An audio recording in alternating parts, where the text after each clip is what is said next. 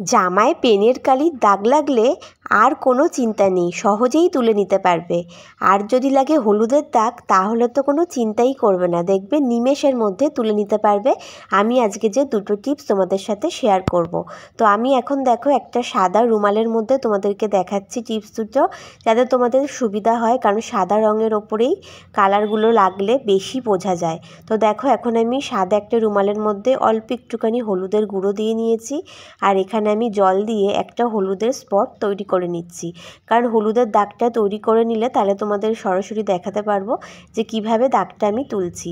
আর সঙ্গে সঙ্গে যেহেতু আমি এটা তৈরি করলাম, তো এখন এটা পরিষ্কার করব না, কিছুক্ষণ রেখে দেবো যাতে দাগটা গাঢ় হয়ে যায়। আর সেই টাইমটুকু আমি তোমাদেরকে পেনের কালির দাগ কী করে তুলবে সেটা তোমাদেরকে দেখিয়ে দিচ্ছি। তো দেখো বন্ধুরা, আমাদের সবার বাড়িতেই কিন্তু বাড়ির ছেলেমেয়েরা স্কুলে গেলে ড্রেসে কিন্তু অনেক সময় এরকম পেনের কালির দাগ লেগে যায়। এমনকি আমাদের হাজব্যান্ডের শার্টেও অনেক সময় পেনের কালির দাগ লেগে যায়, সেগুলো কিন্তু তুলতে গিয়ে আমাদের নাজেহাল অবস্থা হয়ে যায়। তো এবারে তোমাদের আর চিন্তা নেই, আজকে এমন একটা টিপস বলে দেবো যে তোমরা সেকেন্ডের মধ্যে পেনের কালির দাগ তুলে নিতে পারবে। তো দেখো আমি এখানে একটা পেনের কালির দাগ দিয়ে নিলাম, তোমাদের সামনেই তোমরা দেখতে পারলে। আমি প্রথমে পেনের কালির দাগটা তুলে দেখাচ্ছি, তারপরে আমি হলুদের দাগটা তোমাদেরকে তুলে দেখাবো, কত সহজে উঠে যাবে। তো দেখো এখন আমরা কি করব, সবার বাড়িতেই কিন্তু আমাদের বডি স্প্রে থাকে এখন। তো আমরা একটা বডি স্প্রে নিয়ে নেব। সেটা আমরা কি করব, যেখানে আমাদের পেনের কালির দাগ লেগেছে জামাতে, সেখানে এরকমভাবে স্প্রে করে দেবো। ভালো করে স্প্রে করব। আর আমরা কি করব, স্প্রে করার সঙ্গে সঙ্গে একটু আঙুল দিয়ে দিয়ে এইভাবে ঘষে নেব। অল্প অল্প করে স্প্রে করব আর অল্প অল্প করে আঙুল দিয়ে এইভাবে ঘষে নেব। এরকম করতে করতে দেখবে পেনের যে কালির দাগটা সেটা কিন্তু অনেকটা হালকা হয়ে যাবে। আমি কিন্তু কোনো রকম ভিডিওটা কাট করছি না, এডিট করছি না, সরাসরি কিন্তু তোমরা নিজেরা দেখো যে পেনের কালির দাগটা কত তাড়াতাড়ি উঠে যাচ্ছে। তো দেখো আমি এরকমভাবে স্প্রে করে নিচ্ছি অল্প অল্প করে, আর আঙুল দিয়ে দিয়ে ঘষে নিচ্ছি। দেখো দেখো কতটা, দেখো তোমরা সামনেই দেখতে পাচ্ছ কতটা পেনের কালিটা কিন্তু হালকা হয়ে গেল আস্তে আস্তে। তো এইভাবে তোমরা করে নেবে, আর এরকমভাবে অনেকবার একটুখানি স্প্রে করতে থাকবে, আর এইভাবে আঙুল দিয়ে দিয়ে তোমরা ঘষে নেবে।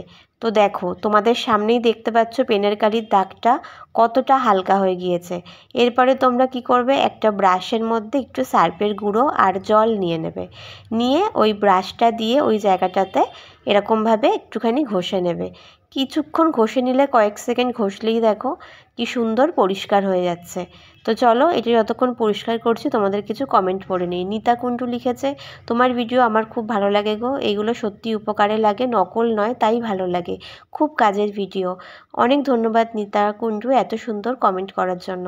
এরপরে কমেন্ট করেছে দাস অঞ্জনা, অনেক কিছু শিখেছি তোমার থেকে বনু। অনেক ধন্যবাদ দিদিভাই এত ভালোবাসা দেওয়ার জন্য, এত সুন্দর কমেন্ট করার জন্যে। এরপর কমেন্ট করেছে স্বপন আনার, অনেক ধন্যবাদ, আরও টিপস দিন, আমি আপনার টিপসগুলো দিয়ে অনেক উপকার পাইছি। অনেক ধন্যবাদ স্যার আপনাকে এত সুন্দর কমেন্ট করার জন্য। তো দেখো এরপরে কমেন্ট করেছে মঞ্জুমালা খান, খুব সুন্দর, অনেক অনেক ধন্যবাদ কাকিমা। তো দেখো তোমাদের কমেন্টগুলো পড়তে পড়তে কিন্তু এখানে পেনের কালির দাগ একেবারে উধাও হয়ে গিয়েছে, তোমরা নিজেরাই দেখতে পেলে। এবার আমি পরিষ্কার জলে তোমাদেরকে ধুয়ে দেখাচ্ছি কাপড়টা, যে দেখো কত সুন্দর পরিষ্কার হয়েছে। এর মধ্যখানে যে পেনের কালির দাগ লেগেছিল এটা কিন্তু আর কোনোভাবেই বোঝা যাচ্ছে না, এক ফোঁটা পেনের কালির দাগ এখানে নেই, একেবারে সুন্দরভাবে পরিষ্কার হয়ে গিয়েছে। দেখো তোমরা নিজেরাই দেখতে পাচ্ছ এক ফোঁটা পেনের কালির দাগ কিন্তু এখানে নেই।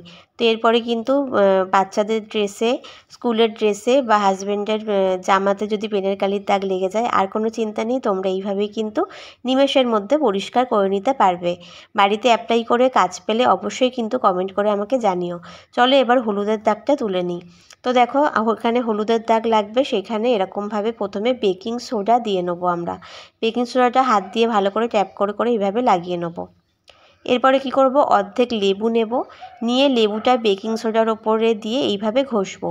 লেবুটা হালকা হালকা হাতে এরম চিপে চিপে রসটা বার করব, আর ক্রমাগত এরকমভাবে ঘষতে থাকবো। এরম করতে করতে দেখবে হলুদের দাগটা খুব সুন্দরভাবে উঠে যাবে। চলো তোমাদের কিছু কমেন্ট পড়ে নিই যতক্ষণ এই দাগটা আমি তুলে নিচ্ছি। স্বর্ণালী প্রামাণিক কমেন্ট করেছে খুব সুন্দর একটি টিপস, অনেক ধন্যবাদ। একান্নবর্তী পরিবার, খুব ভালো লাগলো দিদিভাই।